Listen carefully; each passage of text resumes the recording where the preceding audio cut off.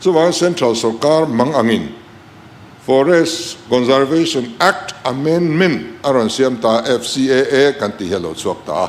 khami har sanna ta kan tal chuat heini turin ya FCAA lom takin ke ni chuan kan dong sunga heng te po hi kan ngai tua tlana lungrol taka kan ram ta na thatur hi chu soi sel lo kan pom tlan te hi athakop yan ka ria tu te mo thil te ania wanga soi sel ngor lam hi chu sim shet thei langin kan ram ta na thatur ai chuan in lungrol ram zel hi atha in ka ria dik takin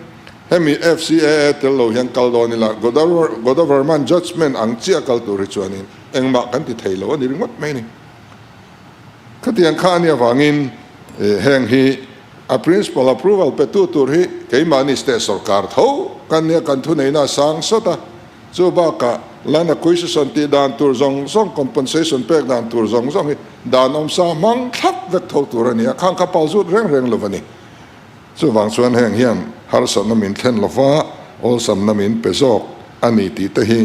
voina hianin an talan na rem changa kan mang ani chu ti chuan soi tu te